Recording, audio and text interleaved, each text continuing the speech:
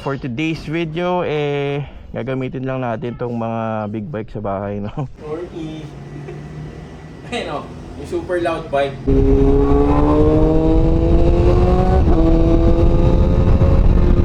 Tignan mo yung ECU boy. Tignan mo yung ECU.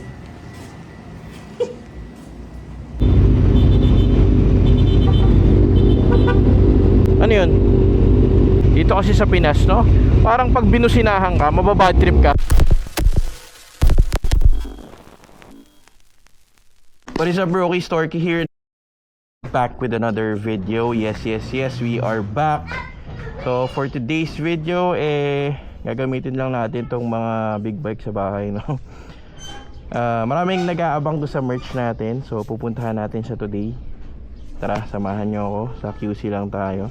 Gamitin natin yung Fireblade. Si Josh, nagpapagamit natin itong XSR para may start naman. Let's go! Ang tanong, i-start ba siya? Yun ang malaking ano dyan. I'm so sorry, my dear neighbors. Grabe yung alikabok.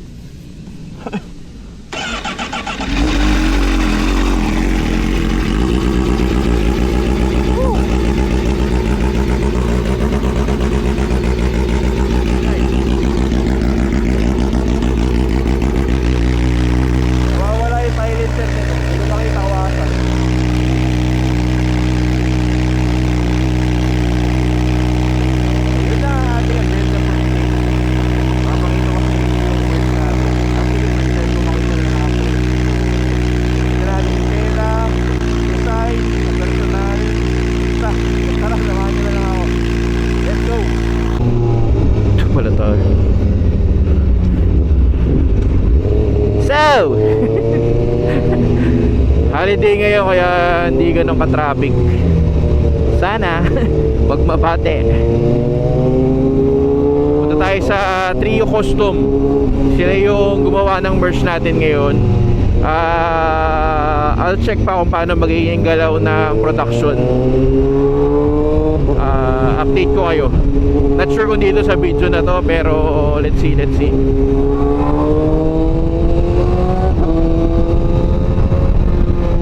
Lolo ko yung naglolo ko yung mic.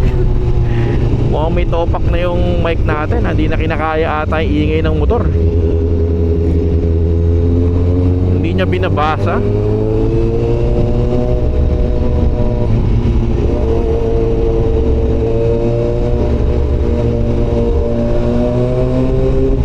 Dapat mag-i-Aerox ako ngayon, kaso hindi ko na talaga nagagamit to kaya parang sayang naman. Sabi ko, hindi naman traffic. Technically parang Sunday ride to or holiday ride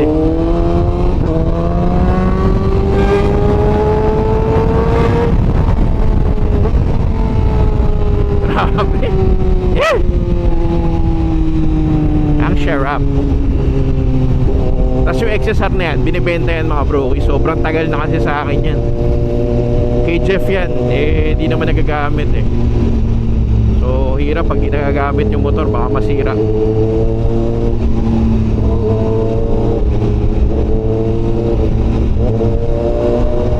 Yun lang naman ang ating agenda for today. So samahan nyo lang ako. Samahan nyo lang kami. Paano onas tayo tapos EDSA Gaming. I like it. 126. Ano, kamusta? Okay naman? Okay naman to?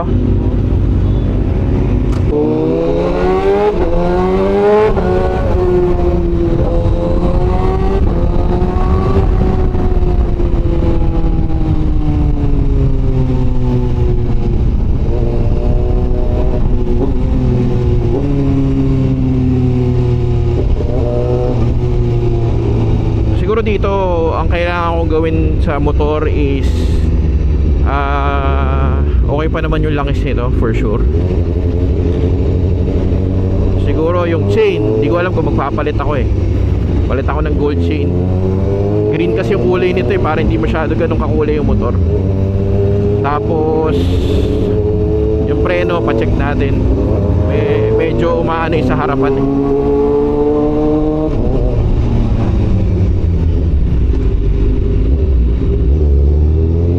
Hindi naman siya lumulusot pero masyadong malalim. Baka kailangan i-bleed pagka ganyan. Then coolant. Hilo na naman ako. Ito pag matagal ako hindi nakapagmotor, yun yung sakit ko, nahihilo ko.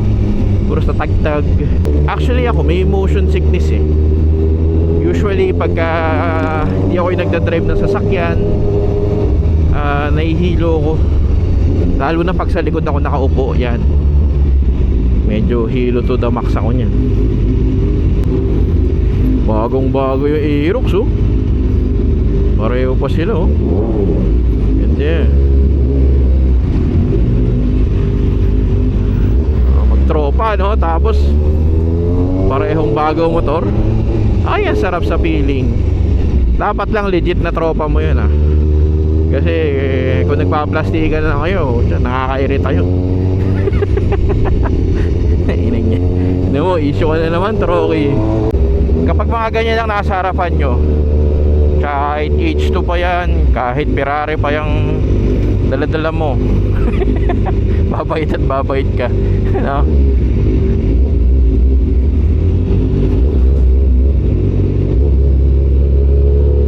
Anong overtake? Wala. Ayun, buti kakaliwa na.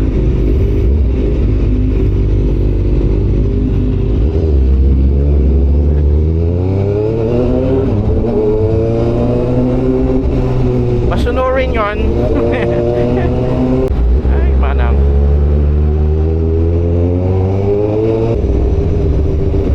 Oo, kasi ito oh. Honda na ano, pangalan sa Honda na yan. Buhay pa rin oh, galing. Amazing. Lolo ko dati may ganyan. Kapatid ng lola ko. May gas pa yan? May gas? May gas pa? Gas!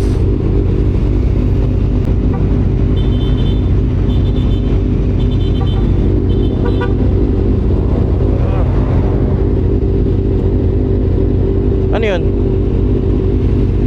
Ano yun?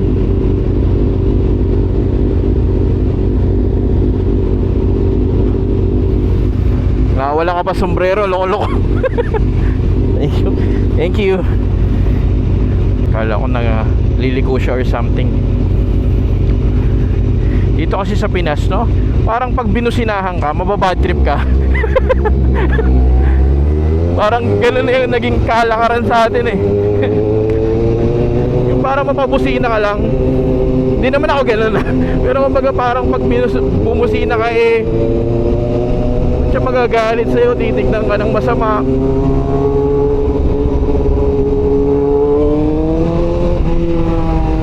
So, shoutout po sa inyo.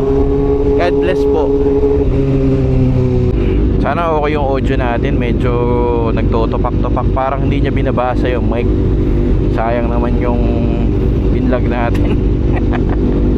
Minsan na nga lang mag-vlog. Well, kung tatanungin nyo ako ba di tayo nagbablog, yun pa rin, same pa rin naman. Pinagkakaabalahan natin Forex pa rin.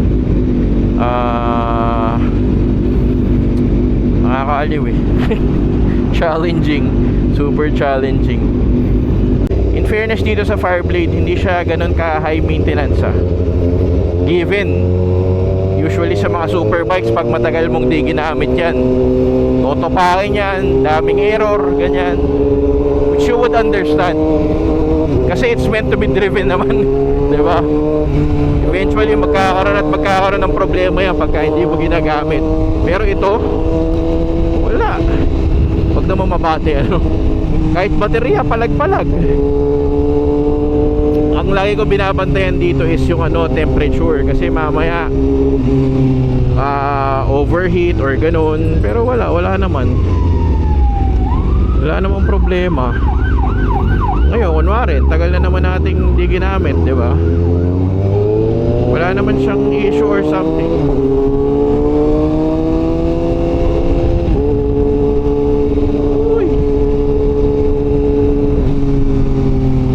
Iba pa rin talaga pag job bikes. Pwede sa ano eh, pwede sa tamad magmotor. Hindi siya ganun kahirap i-maintain. Itong owner ng Trio Custom, si Master Dom, ano yan, makakare-karera ng Vespa rin yan. Yung ewan ko na panood nyo yung Vespa na nilabas ko na color green, yun sa kanya yun. Medyo madiin din mag setup ng sasakyan yan.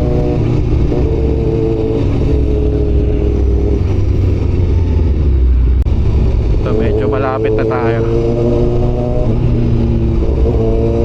Trio Custom. Parang dito nakatira si Paul.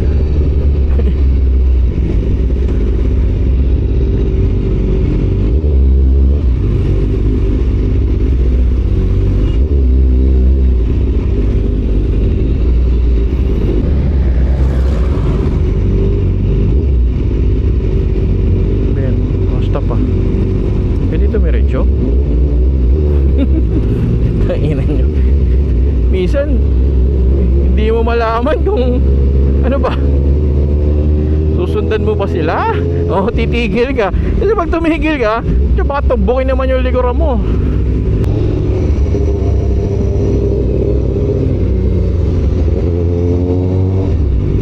Tago ka, sarado. Ay bukas po siya, kinabahan ako.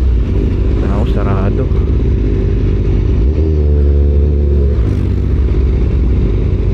Ayan yung motor nyo, display pala.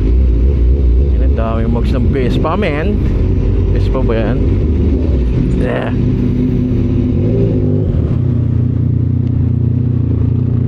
Tatanggal ko yung susi. Nasanay sa scooter. Wala, ba't nakakandado sa loob? Tara, pasok tayo. So mga bro, nandito na tayo sa Trio Custom. Check lang natin yung merch na pinagawa natin. Iba-ibang klaseng tela yun eh. So hindi ko pa na-finalize kung ano yung tela na gagamitin. So ayun ko pala makikita. Long overdue. So yan, kasi meron silang mga air cool, lapit mo dyan, na medyo malalaki yung butas, di ba? Meron din naman ito. Ito parang dry fit pero iba yung ano eh, iba sa pakiramdam eh. Hindi siya sobrang dulas, hindi rin siya yung makapal. Hindi ko alam kung anong tawag, pero masarap siya sa pakiramdam. Di ba? Magawa rin sila, kunwari, smaller shirt. Ano, makapal yung jacket nila. Makapal, oh. Oh, ito na. Ito na, boy. Ito na. Or ayun, oh. Yung super loud bike.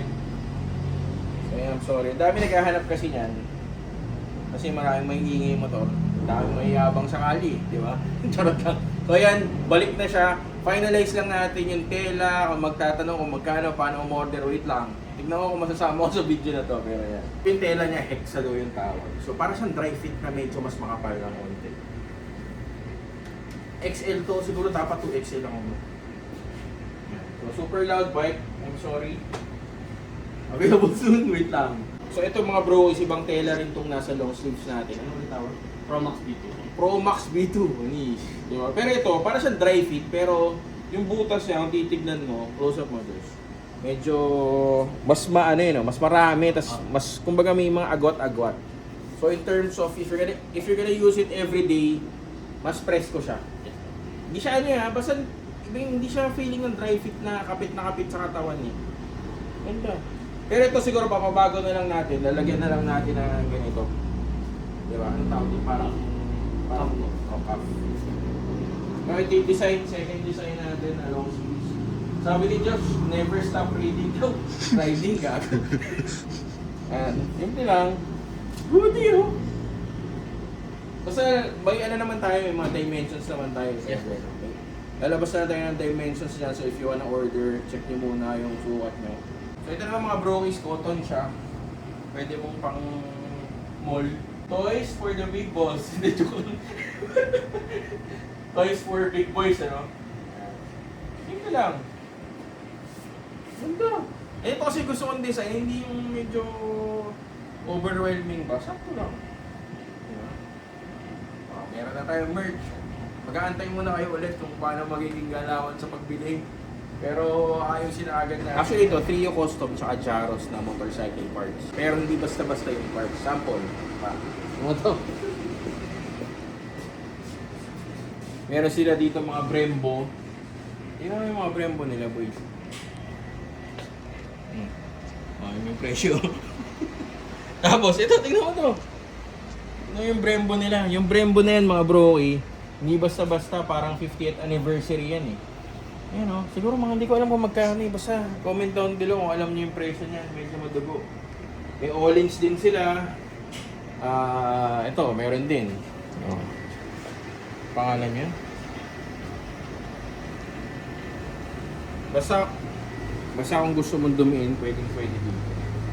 Pero ang mga kinikater nila usually Vespas, saka Aerox ata meron din. Kasi ito, tingnan mo. Meron silang Aerox na TWPO na pang Aerox. May mga mugs din ng Vespa. Ito, papansinin nyo, meron din sila mga jerseys for kids. Ito. Diba? Ang cute oh. Ganda ng combination nito oh. So visit kayo dito, Trio Custom.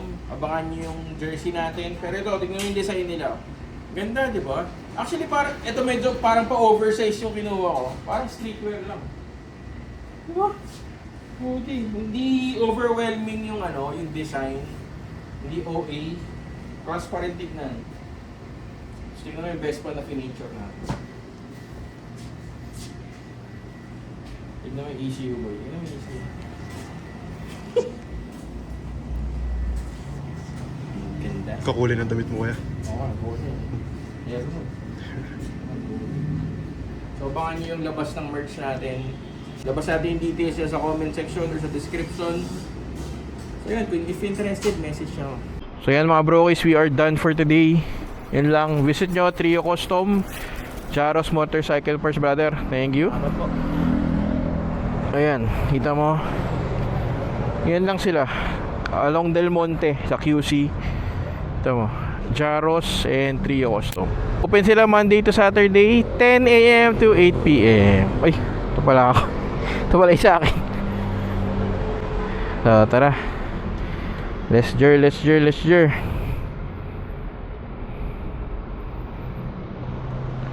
Tayo uuwi na. Peace out.